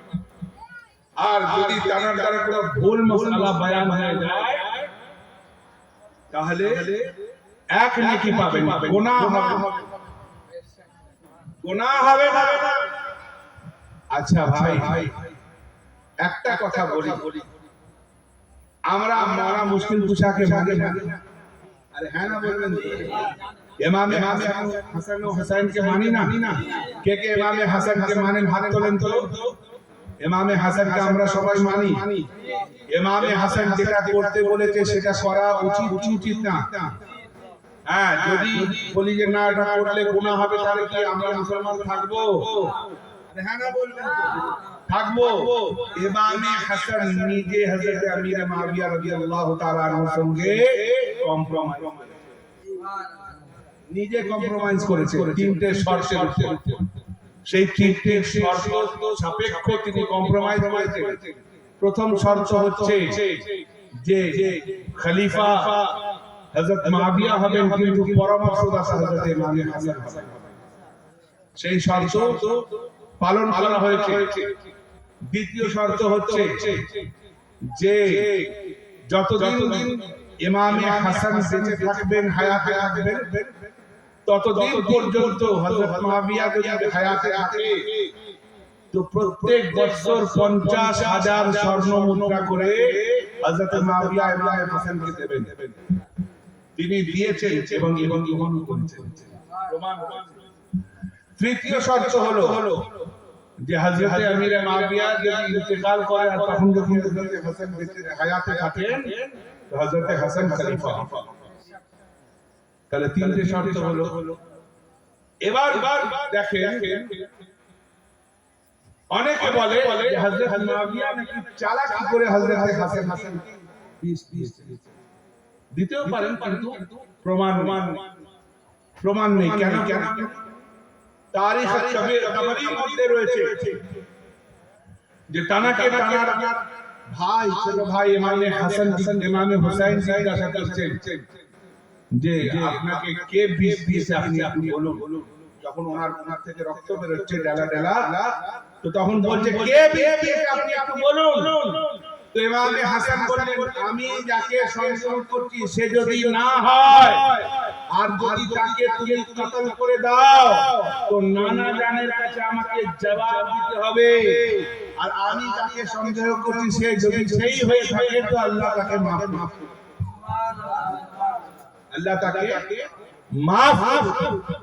এবার হচ্ছে যে হযরত হাসান হযরত আমির মুআবিয়া রাদিয়াল্লাহু তাআলা আনহু জীবদ্দশায় শহীদ হয়ে গেলেন, ইন্তেকাল করে গেলেন।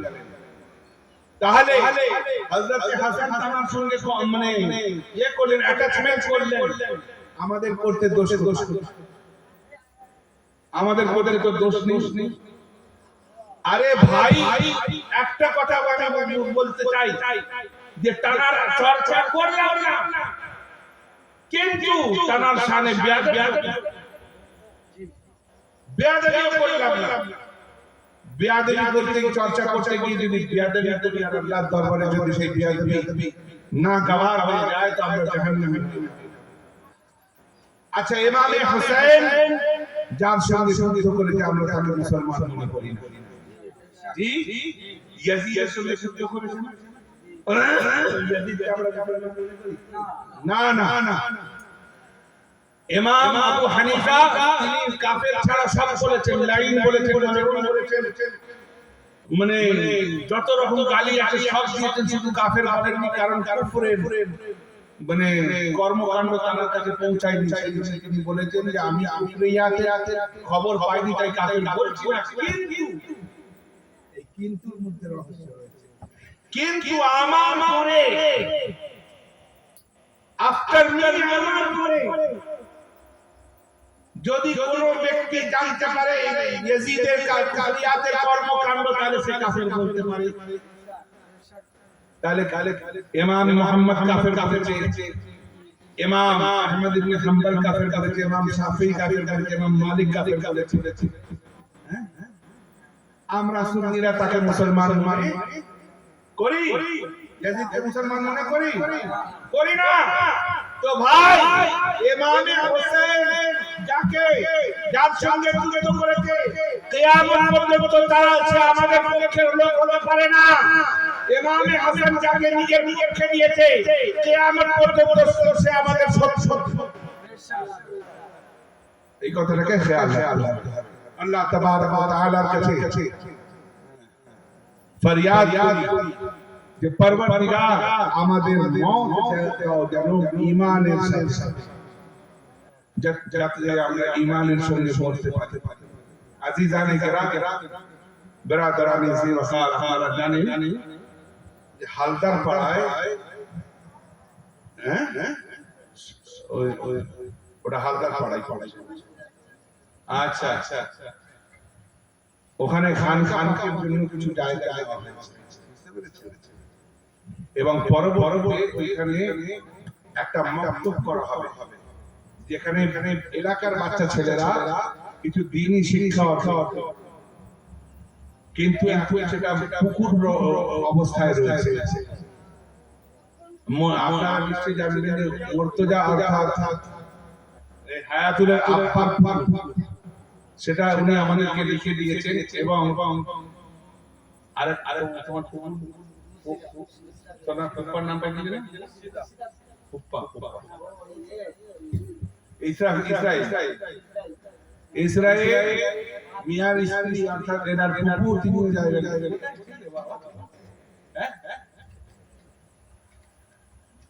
তো ভাই সেখানে একটা কিছু দেখেন যে উদ্দেশ্যে দিয়েছে সেই উদ্দেশ্যটা হওয়া উচিত কিনা। যদিও বা দলিল কিন্তু আমার নামে রয়েছে, কিন্তু আমি যদি ওখানে নিজের বাড়ি করি তাহলে আমি গুনাহগার হয়ে যাব। তাহলে ওখানে কি হবে? খানকা এবং মক্তব। তাহলে সেই জন্যই বলছি আপনারা সেটার দিকে একটু খেয়াল রাখবেন, বেশি বেশি করে সেটাকে যাতে তৈরি করে যে আমাদের ধুলো খুঁটে তাহলে খানকা হবে ইনশাআল্লাহ। একটা সেইটা খানকা। হ্যাঁ, আর আরেকটা দেখেন খানকা হচ্ছে পীরের আস্তানা। খানকা পীরের আস্তানা, সেটা একটা জায়গায় পাঁচটা হতে ওতে কোনো অসুবিধা নেই। সেই জন্য বলছি যে আপনারা ওটাতে বেশি বেশি করে সহযোগিতা করেন এবং যাতে তাড়াতাড়ি সেটাকে সুন্দরভাবে একটা ঢালাই ফেলে নিয়ে নেওয়া যেতে পারে, সেই ব্যবস্থা যেন করা যেতে পারে। আপনারা সেদিকে খেয়াল রাখবেন। আজকে লোক যদি একটু বেশি হতো আমি আরো দু চার কথা বলতাম তাদেরকে দেওয়ার জন্য, কিন্তু আজকে তো সব চোখের সামনে বুঝতে পেরেছেন না। কিন্তু পরবর্তীকালে আপনারা ভুলে যাবেন, আপনারা মনে রাখবেন। আপনারা যদি গজকে আর তার নাম দেওয়া হবে ইনশাআল্লাহ, অবশ্যই খানকা পীরানি কি দেওয়া হবে আপনারা নিশ্চয়ই দেখেছেন। এখন ফেসবুকে ভাই এই অধমকৃত কিছু কাজ হয়েছে। আব্বা হুজুরের ইন্তেকালের পরে অনেক কিছু কাজ হয়েছে, যেমন মানে বাংলাদেশের মতো সরজমিনে তানভীর বাবু গিয়ে দেখে এসেছে। এবারে পুরো নিচে উপর সব পুরো মারো টাইলস করে দেওয়া হয়েছে। আগে উপরে ছিল, বাইরে ছিল, এখন নিচে ও সম্পূর্ণ টাইলস করে দেওয়া হয়েছে। আবার একটা শিক্ষক নিয়োগ করা হয়েছে মাদ্রাসা গাউসিয়া হুসাইনিয়া। মাদ্রাসা গাউসিয়া হুসাইনিয়া, এই মাদ্রাসা দারুল গাউসিয়া হুসাইনিয়া, সেই মাদ্রাসায় ইনশাআল্লাহ তালিম হিফজের তালিম শুরু করে দেওয়া হচ্ছে। এইরকম বহু প্রকল্প করা হয়েছে হুজুর ইন্তেকালের পর আমার কৃপায়। তার মধ্যে একটা প্রকল্প হলো এই খানকা শরীফ। যদি আপনারা সহযোগিতা করেন এটাও হয়ে যাবে ইনশাআল্লাহ। আল্লাহ তাবারক ওয়া তাআলা আমাদের প্রত্যেককে সেইভাবে চলার তৌফিক দান করুন। আর মা বোনেদেরকে বলছি আর ভাই ভাইদেরকে বলছি, দেখেন lipstick, nail polish, eyebrow, shadow এসব মাখেন তো নাকি? থামো না, মাখে তো? হ্যাঁ না বলবে তো? আবার সরস্বতী পূজা তাদেরকে বেশি দেখা যায়। নিউ সরস্বতী জ্ঞান্ত সরস্বতী, আর সেই জ্ঞান্ত সরস্বতী পূজা করতে জ্ঞান্ত পুরোহিতরা চলে যায়। হ্যাঁ, স্কুলের ধারে দাঁড়িয়ে রয়েছে। হ্যাঁ, ছেঁড়া প্যান্ট কিরে যে জীবনে কখনো ধারে কাছে আসেনি সেই স্কুলের ধারে। কেন রে? না বুঝতে পারছেন না? যে লিপস্টিক পরে সেই লিপস্টিক যে ঠোঁটে পড়বে সেই ঠোঁটে পিছে ছবল মারবে আল্লাহর তরফ থেকে। এটা কোনো বানাওটি গল্প ছিল। নেল পলিশ যদি পরে মুখে ছবল ছবলবে, আইলাইনার যদি লাগায় চোখে ছবল মারবে, মেকআপ যদি করে শরীরে ছবল মারবে। আমি নিজের চোখে দেখেছি ঘটনা। আমি তখন ফয়জুল উলুম মাদ্রাসায় পড়তাম 1996 সাল। সেই সময় আমি 97 এ পাগড়ি পেয়েছিলাম ওখান থেকে। 96 সালে আমি যখন নায়রাতে পড়ি, তো ওই সময় ওখানে আজ মেয়েরা মনোযোগ সহকারে শোনো, আজ বলে একটা পত্রিকা বেরোয়, সেই পত্রিকায় একটা ছবি দিয়ে কথা লিখেছিল। তাতে লেখা ছিল একটা মেয়ের ঘটনা, এবং সেই মেয়ের বাড়ির ঠিকানা দেওয়া ছিল। কি ঘটনা? যে মেয়েটি মারা যায়, মারা যাওয়ার তাকে যখন কবর দিয়ে দেওয়া হয়, কবরে তার ছোট চাচা নেমেছিল কবরে নামানোর জন্য। যখন কবরে ঝুঁকেছে তার পকেট থেকে পার্স মানি ব্যাগ পড়ে গিয়েছে। সেই মানি ব্যাগে জরুরি কাগজপত্র ছিল। সে বুঝতে পারেনি মাটি চাপা দেওয়া হয়ে গিয়েছে। যখন সবাই আত্মীয় পরিজনরা চলে গিয়েছে, তখন পকেটে মানি ব্যাগ দেখতে পাচ্ছে না। তখন মনে পড়েছে যে তো কবরের মধ্যে পড়ে গিয়েছে। কবর খোলা নিষেধ। ওলামায়ে কেরামদেরকে বলেছে যে হুজুর, আমি যদি ওই কবর না খুলি আর মানি ব্যাগ যদি না বের করি, তাহলে কিন্তু আমি শেষ হয়ে যাব, আমার অনেক টাকার লস হয়ে যাবে। ওলামায়ে কেরামরা বললেন যে ঠিক আছে চলো। ওলামায়ে কেরামের নেতৃত্বে খোলা হলো। যখন কবর খোলা হয়েছে, তো দেখ আপনাদের এখানে পাঁচ হয় না, সোজা কবর হয়, বাক্স কবর হয় না, বাক্স কবর হয়, বাক্স কবর হয়। তো ভাই কলকাতা ছাড়া ম্যাক্সিমাম জায়গায় সব জায়গায় বাক্স। তো এই বাক্স কবর আছে, যেই বাঁশ হাতিয়ে ছড়িয়েছে, তো দেখছে মেয়েটা বসে আছে। মেয়েটা বসে আছে, তার কপালে নিচে ধরে রয়েছে, তার নাকে নিচে ধরে রয়েছে, তার ঠোঁটে নিচে ধরে রয়েছে, তার আঙুলে নিচে ধরে রয়েছে। বিষাক্ত বিছে সব কামড়াচ্ছে। মেয়েটা বাবারে করে কাঁদছে, বলছে চাচা তুমি আমাকে বাঁচিয়ে রাখো, আমাকে নিয়ে এখানে চলে যাও, আমাকে বাঁচাও, আমাকে মানে যন্ত্রণায় টিকতে দিচ্ছে না। তো তখন চাচা বলছে এই অবস্থা তোমার কি করে হলো মা? চাচা থেকে পানি ফুটে পড়ছে, মানে অনর্গল পড়ে যাচ্ছে। জিজ্ঞাসা করছে কিভাবে এইরকম অবস্থা হলো?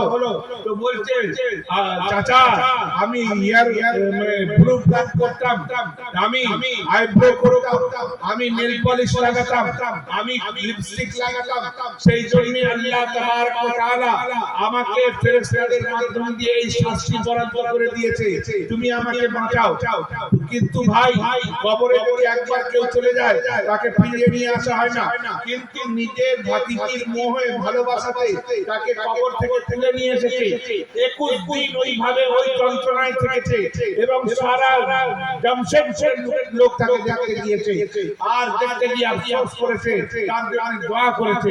21 দিনের মাথায় আবার তাকে সেই কবরে শুইয়ে দিয়ে আসা হয়েছে। মা বোনেদেরকে বলছি এখনো সাবধান হয়ে যাও, নিজের চেহারাকে পর্দা করার চেষ্টা করো, কারণ নিজের চেহারাকে যদি তুমি পর্দা না করো, সেই চেহারার শয়তান যখন দেখবে তোমার উপর আল্লাহর ফেরেশতারা লানত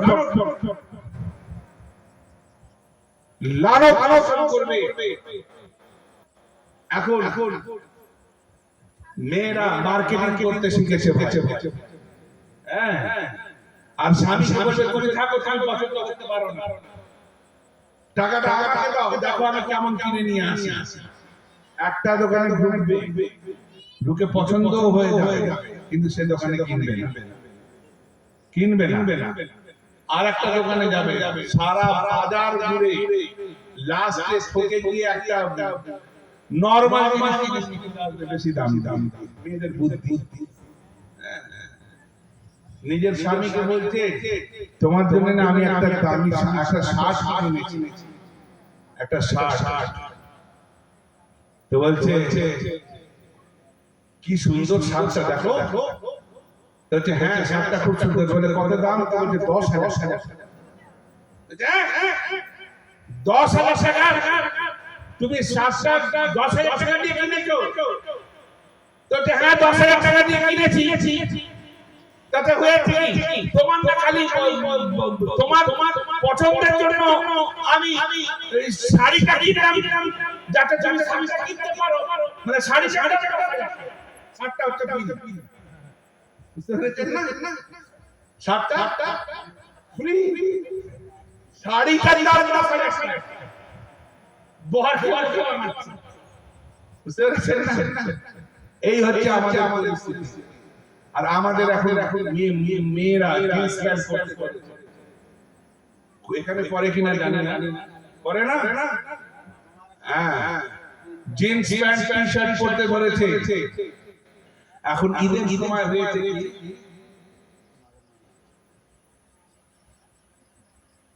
একটা মেয়ে তার বাপকে বলছে আব্বা তুমি আমার কাপড় পছন্দ করে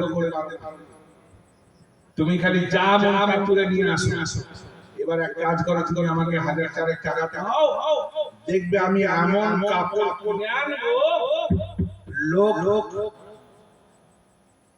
তোমাকে তাক লাগিয়ে দেখবে। হ্যাঁ তাক লাগিয়ে তোমাকে আমাকে। মেয়েটার নাম হচ্ছে জামিলা। ভালো মা জামিলা ছিলেন। তাহলে তুমি বাড়ি না? হ্যাঁ বা আমি যাবো বা 4,000 টাকা থেকে বাজারে গিয়ে কাপড় কিনেছি। তো এবার ঢুকেছে তো বলছে মা তুমি কেমন কাপড় কিনেছো করে দেখাও। তো ভিতরে গিয়েছে যখন পরে এসে বলছে ও বাবা জামিল তুই কখন এলি?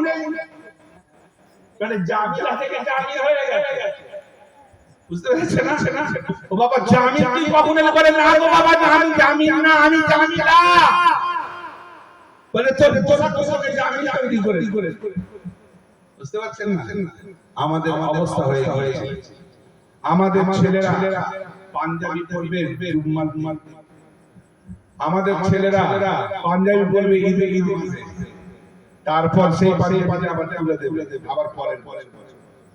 আর ঈদের সময় ছেঁড়া প্যান্ট। আমি মগরাহাটের বাজারে নিচে আমি আমার কলসে করতে আমি তখন হজ 2010 তো যাচ্ছি একজন বলছে হাজি আমাকে বলছে হাজি সাহেব এখানে ভালো ড্রেস রয়েছে, আপনি পাগলু ড্রেস নিয়ে যান আপনার বাড়ি পাগলু ড্রেস। তা আমি দেখেছি সেই ইয়েতে সব টাঙানো রয়েছে পাগলু আওয়ারা পাগল দিওয়ানা।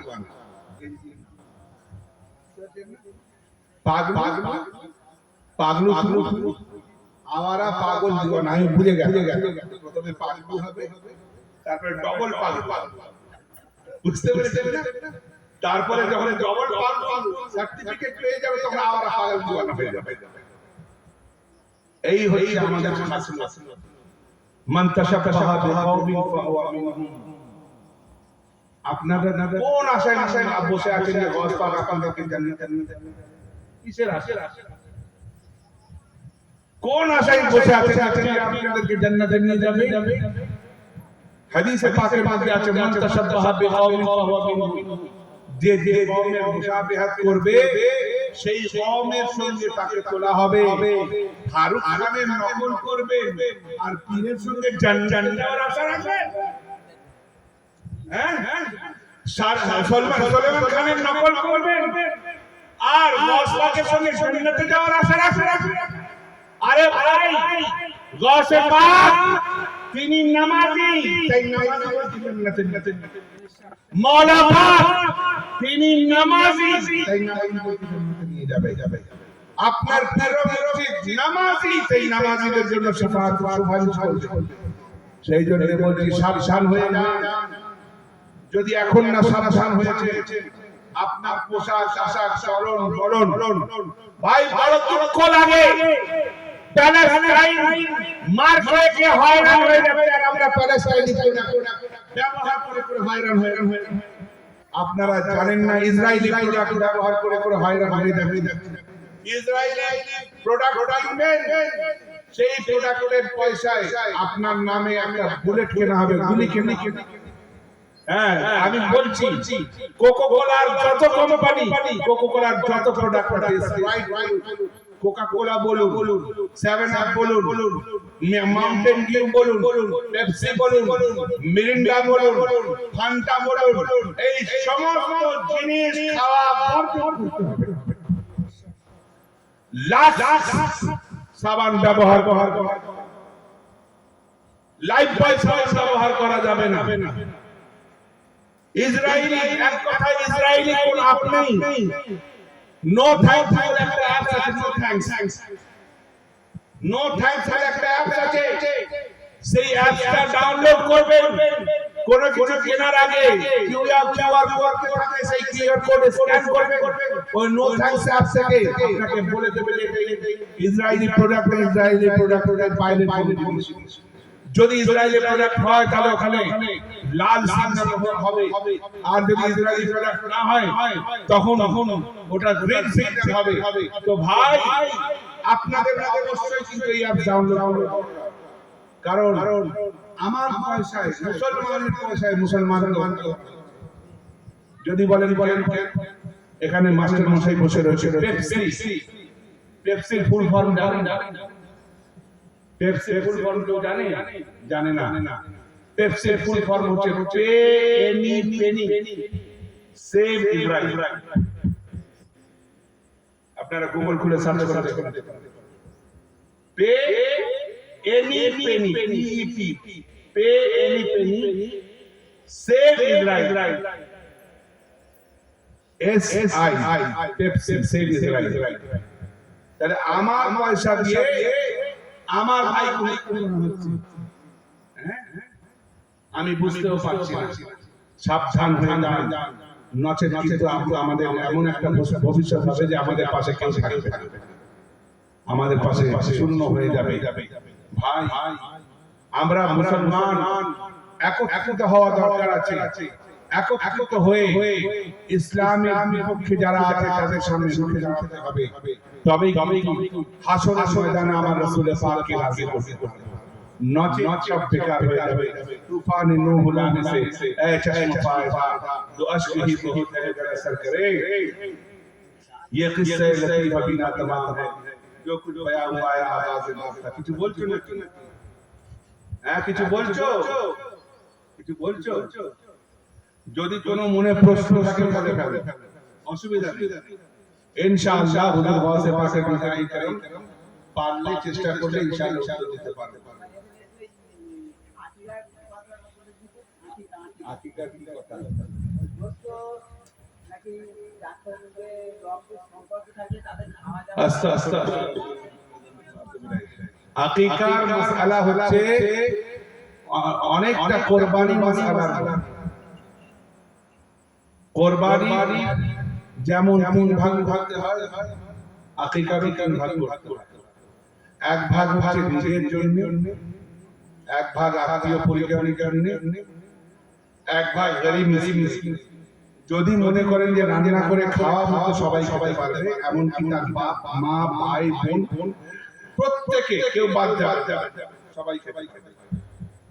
আকিকার সবচেয়ে উত্তম তরিকা হলো খাসি দিয়ে আকিকা করা। কারণ আমার রাসূল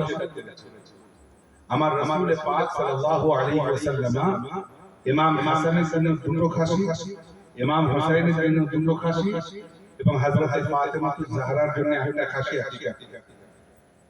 তাহলে এখানে বোঝা গেল যে দুই ভাগ, মেয়ে ছেলে এক ভাগ। তাহলে এইভাবে আকিকা করতে হবে। আর যার আকিকা করবেন নিয়ম হচ্ছে কমসে কম 7 দিন বয়স যদি হয় আর নাহলে 21 দিনের বয়সে আকিকা করা হচ্ছে সুন্নাত। 21 দিনের পরে আকিকা করা হচ্ছে মুস্তাহাব, করলে সওয়াব, না করলে ঠিক আছে। অনেকে বলে যে আকিকা করেনি মুসলমান, ওটা কোনো আকিকার সঙ্গে মুসলমানের কোনো সম্পর্ক নেই। আর আকিকা করলে করতে হয় কি, যার আকিকা করলেন তার মাথাটাকে নাড়া করে দেওয়ার পরে সেই চুলের যা ওজন হবে সেই ওজন অনুযায়ী রূপোর যা দাম হবে সেই দামটাকে সাদকা দেওয়া। বুঝতে পারছেন? জি জি। আচ্ছা, আর প্রশ্ন আছে তোমাদের তুলনার কিছু আছে? নেই তো? মানে বাইরে গিয়ে জিজ্ঞাসা করা হলো, এরকম কারোর মনে প্রশ্ন আছে? হ্যাঁ, বলো আছে?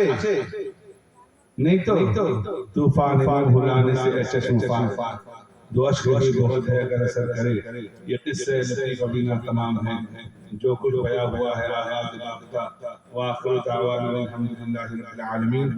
वक्त ताज़ीम अहमद है, ये पढ़ो।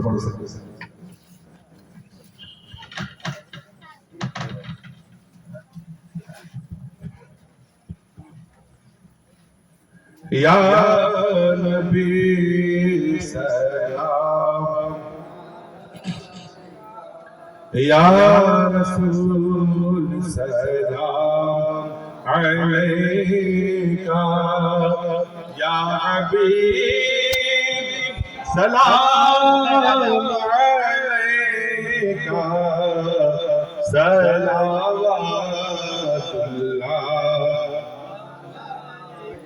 हबीब या रसूलल्लाह,